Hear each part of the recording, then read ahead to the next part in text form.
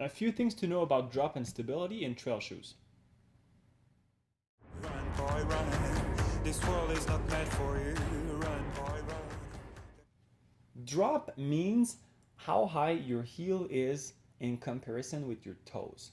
So let's start with, let's say, a zero drop shoe. So if you have a shoe that has a drop of 0 millimeters, what that means is that your toes and your heel are at the exact same height, just like when you're barefoot. So if your midsole here is 15 millimeter thick, it's going to be 15 millimeter thick across the entire shoe.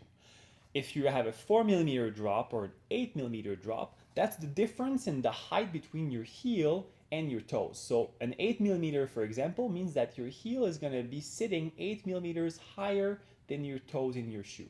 The more drop, the more of that sort of tilt forward you're going to have, the more of like on a heel you're going to be.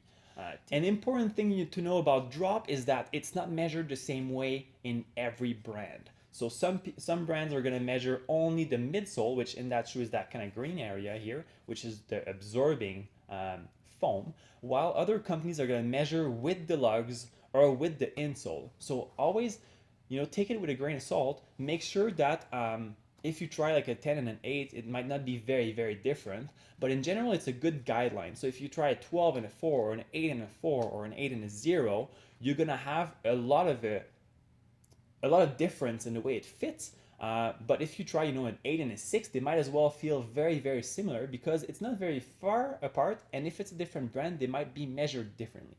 So the drop is that height in between the heel and the toes.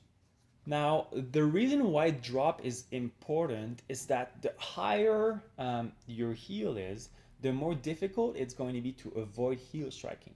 So for someone who's a heel striker, so who lands on the heel and then kind of rolls the foot, a higher drop is actually often going to be a bit more natural because you can kind of roll on your foot a bit more and you have an initial contact that's going to happen at the heel. What happens if you're in a shoe that has a high drop, so let's say a 10 or 12 millimeters, is that if you're a midfoot striker, so someone who lands a bit more kind of flat footed or on the ball of the foot, it's a lot more difficult to avoid that kind of initial heel contact because of the amount of foam you have underneath your heel. So people who have a bit more of a midfoot strike or a flat foot kind of strike are often going to be a bit more comfortable in a shoe that's a bit flatter. So we're talking, a 6, a 4, or a 0 even. Whereas people who are a bit more heel strikers are often going to be a bit more comfortable in something like that.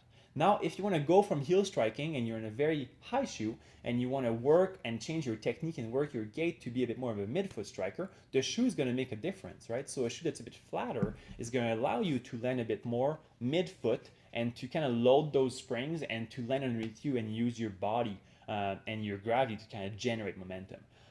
So the drop is not necessarily something that's good for everybody. Let's say a 0 drop is not necessarily a shoe that's going to be adapted for any runner. The important is to match that number and match how the shoe feels to how you run and how you're striding, what your gait is as a runner. And that works for all the shoes out there, right? So typically, the flatter you go, the more it's going to be a shoe that favors and that kind of helps with that midfoot to kind of toe strike. And the higher the heel, the more the drop is, so the more that difference is, the more you're going to have a shoe that's designed for a heel strike. Now, another thing we get a lot of questions about is the concept of stability. You all probably have seen that kind of like different density foam in the inside of road shoes to correct pronation. Now, that's been proven to be pretty much ineffective. New researchers, new evidence, and pretty much say that it's useless. So if you're in the shop and all they talk about is pronation correction, go somewhere else.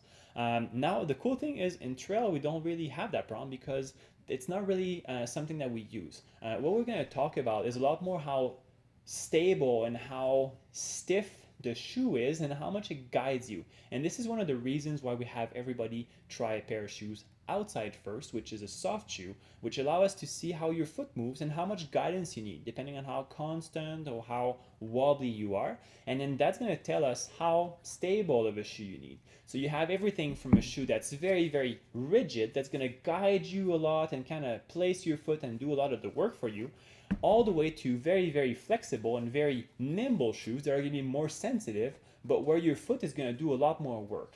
So that idea of stability in trail running is kind of how much work your shoe does for your foot, or how much work do you want your foot to be doing, right? So a bit more of a stiff shoe is often a bit better in beginners or people who do very long distances, whereas a bit more of a sensitive, nimble, and flexible shoe is going to let your foot work more. It's going to feel faster, it's going to feel more sensitive, so you're going to feel the ground better, but it will be a bit more tiring, right? So that idea of stability is also very, very important. And along with the drop, it's kind of the two main factors that we consider for what category of a shoe you need.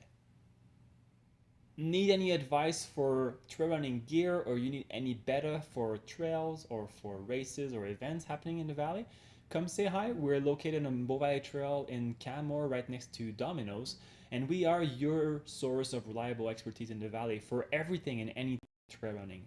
So yeah, come grab a coffee, come say hi, share some cool experiences and some cool runs you've been on, or maybe some new trails that you've recently discovered, and we'll see you on the trails. Always another day, hey, and you don't have to hide away.